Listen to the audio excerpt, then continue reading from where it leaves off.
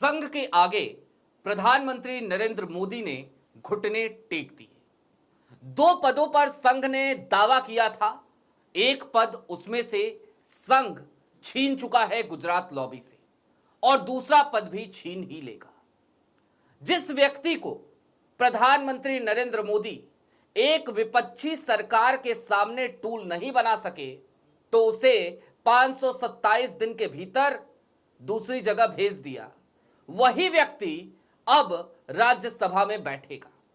एक ऐसा व्यक्ति जो लगातार 48 सालों तक संघ का स्वयं सेवक रहा, जिसकी दास्तां संघ के साथ उसके बालक होने के साथ ही जुड़ जाती है 16 साल की उम्र से।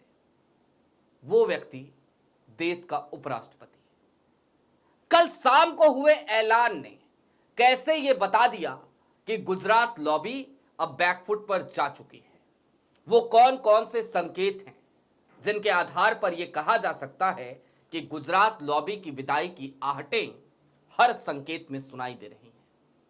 सारी बातें जरा विस्तार से। नमस्कार, मैं स्वप्निल, आप मुद्दा देख रहे हैं। दोस्तों, आगे बढ़े, सीपी राधाकृष्णन के इतिहास के बारे में आपको बताएं उससे पहले एक छोटी सी अपील ये कि मुद्दा इन दिनों एक गंभीर आर्थिक संकट से जूझ रहा है। हमारे मेन बैंक अकाउंट बीते कई महीनों से फ्रीज चल रहे हैं, लेकिन हम लगातार बेबाकी के साथ आपके सामने हाजिर होते हैं, सत्ता से सवाल करते हैं। अगर आप चाहें, अगर आप सक्षम हो, तो उस स्थिति में जब मुद्दा को डे टू डे ऑपरेशंस में लगातार मुश्किलात का सामना करना पड़ता है, छोटी छोटी मदद मुद्दा की जरूर कीजिएगा। आपके स्क्रीन पर क्यूआर कोड है, नीचे यूपीआई का नंबर है, आप इनका इस्तेमाल कर सकते हैं। आगे बढ़ते हैं और अब जरा शुरुआत करते हैं सीपी राधाकृष्णन से। कल देर शाम जब यह ऐलान हुआ कि एनडीए के उम्मीदवार होंगे उपराष्ट्रपति पद के सीपी राधाकृष्णन, तो गोदी मीडिया ने झेप बचाने के लिए एक नया फॉर्मेट गढ़ा, एक नई कहानी गढ़ी कि मास्टर स्ट्रोक, तमिलनाडु से आने वाले सीपी राधाकृष्णन, तमिलनाडु में 8 महीने बाद चुनाव, और देखिए क्या शानदार मास्टर स्ट्रोक किया है प्रधानमंत्री नरेंद्र मोदी ने। लेकिन प्रधानमंत्री नरेंद्र मोदी ने कोई मास्टर स्ट्रोक नहीं किया, यह उनकी हार है। कैसे है, जरा उस बात को समझिए। सीपी राधाकृष्णन हैं कौन? सीपी राधाकृष्णन 16 साल की उम्र से संघ से जुड़ जाते हैं। तमिलनाडु से आते हैं, दक्षिण भारत से आते हैं सीपी राधाकृष्णन। संघ से 16 साल की उम्र में जुड़ जाने वाले सीपी राधाकृष्णन लगातार 48 सालों तक संघ के स्वयंसेवक के तौर पर, संघ के समर्पित कार्यकर्ता के तौर पर काम करते हैं। जनसंघ में उनकी एंट्री होती है। 1998 और 1999 तब भारतीय जनता पार्टी बन चुकी थी। उस वक्त पे सीपी राधाकृष्णन 2 बार चुनाव जीतते हैं लोकसभा का, तमिलनाडु से ही। एक बार 1.5 लाख के मार्जिन से, एक बार 50,000 के मार्जिन से। और सीपी राधाकृष्णन 2014 और 2019 में भी चुनाव लड़ते हैं, लेकिन दोनों बार वो चुनाव हार जाते हैं। फिर साल आता है 2023 का, और 2023 के साल में सीपी राधाकृष्णन को हेमंत सोरेन, झारखंड, हेमंत सोरेन के सामने ले जाकर खड़ा कर दिया जाता है। लेकिन सीपी राधाकृष्णन बड़े अलग प्रवृत्ति के व्यक्ति हैं। संघ का एक तो बैकग्राउंड है, राज्यपाल होने के बावजूद सीपी राधाकृष्णन प्रधानमंत्री नरेंद्र मोदी से 2 टुक कह के जाते हैं कि मैं राज्यपाल हूं, मैं झारखंड के गांव में, गलियों में, कूचों में जाऊंगा। किसी राज्यपाल ने आज तक देश में ऐसा शायद ना किया हो, लेकिन सीपी राधाकृष्णन ये काम करते हैं।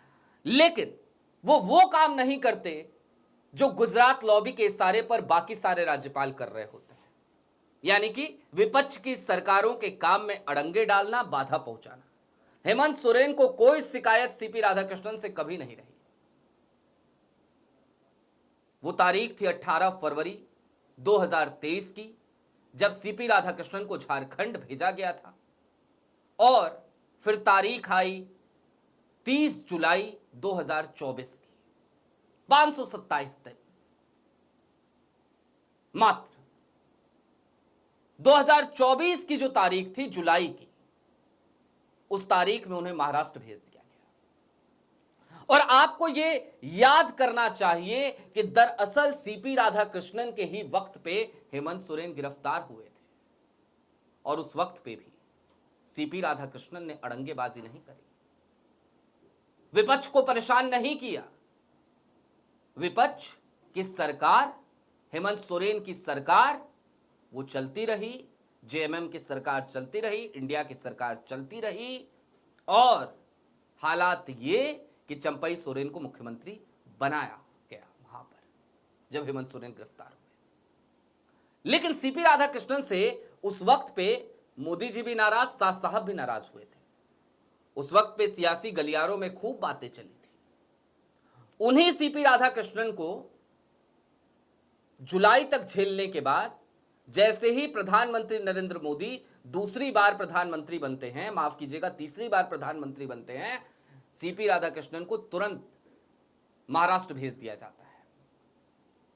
महाराष्ट्र में जाहिर सी बात है उस वक्त पे भी इन्हीं की सरकार थी, अभी भी इन्हीं की सरकार है, तो वहां पे विपक्ष की सरकार थी नहीं, उसको डिमोलिश करने की जरूरत थी नहीं।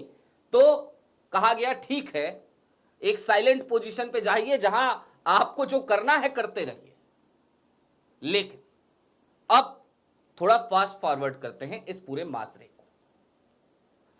प्रधानमंत्री नरेंद्र मोदी और अमित शाह की तमाम नाराजगियों के बावजूद अगर कल की तारीख में एनडीए के उम्मीदवार के तौर पर सीपी राधाकृष्णन सामने आते हैं उपराष्ट्रपति पद के लिए, तो इसके पीछे बीते कुछ दिनों में जो घटनाएं घटी हैं, जिन पे मैंने चर्चा करी है बारी बारी से, उन सब घटनाओं को संक्षेप में जरा एक बार रिकॉल कीजिए। संघ का एक महीने पहले का ऐलान, 26, 27, 28 अगस्त की तारीख, विपक्ष को बुलाया, विदेशी दूतावास से लोगों को बुलाया, कहा कि ऑपरेशन सिंदूर से लेके ट्रंप के टैरिफ तक सब पे बात हम करेंगे। बैकफुट पे मोदी सरकार, तुरंत झटका लगा। उपराष्ट्रपति जगदीप धनखड़ के इस्तीफे के बाद तमाम सांसद जो आशंकित और आतंकित थे, वो संघ की शरण में कि जब जगदीप धनखड़ से नहीं हुई गुजरात लॉबी तो हमारा क्या होगा। और पहले भी मुरली मनोहर जोशी हो या लाल कृष्ण आडवाणी हो, कैसे उनको घर बिठाया गया ये हम सब ने देखा है। तो तुरंत झटका, क्योंकि सांसद, भाजपा के सांसद वो संघ की शरण में, नागपुर की शरण में। और अब थोड़ा सा और फास्ट फॉरवर्ड आइए, हालिया दिनों में आइए। प्रधानमंत्री नरेंद्र मोदी 11 सालों बाद संघ को याद करते हैं स्वतंत्रता दिवस के भाषण में अपने, और संघ को निस्वार्थ भाव से काम करने वाला एनजीओ बताते हैं, 100 साल पुराना एनजीओ बताते हैं, खूब तारीफ करते हैं। हालांकि हम उनके बयान का समर्थन नहीं करते, हम संघ का भी समर्थन नहीं करते। हालांकि कुछ हैं लोग जो निकालेंगे मेरी हिस्ट्री, दिखाएंगे मुझे कि देखो अखिल भारतीय वो उस पे इनकी जो है वो है, क्या कहते हैं, इनका पोर्टफोलियो है। हाँ, मैं रहा हूं, सरस्वती विद्या मंदिर से पढ़ाई की है मैंने, लेकिन मैं संघी नहीं हूं। उस समय भी अपने कई आचार्यों से मैं लड़ जाता था, भिड़ जाता था, बड़ा बागी किस्म का आदमी था। उस समय भी यही विचारधारा थी। खैर, आइडिया ऑफ इंडिया को मानने वाले परिवार से आता हूं, आगे बढ़ते हैं। अब प्रधानमंत्री नरेंद्र मोदी उधर तारीफ करते हैं, इधर अचानक एक ऐलान होता है कि संघ की आर्थिक शाखा की बैठक होगी 19 अगस्त से, यानी कल की तारीख से। और आर्थिक शाखा की बैठक में दत्तात्रेय होस बोले और मोहन भागवत पहुंचेंगे, जो अचंभे की तरह था, क्योंकि आज तक ऐसा हुआ ही नहीं था कभी कि आर्थिक शाखा की बैठक हो और सरसंघ चालक, संघ के नंबर 1 की पोजीशन रखने वाले और नंबर 2 की पोजीशन रखने वाले, जो आज की तारीख में दत्तात्रेय होस बोले हैं, ये दोनों वहां पहुंचे। पहली बार हो रहा है, वो भी एक झटका।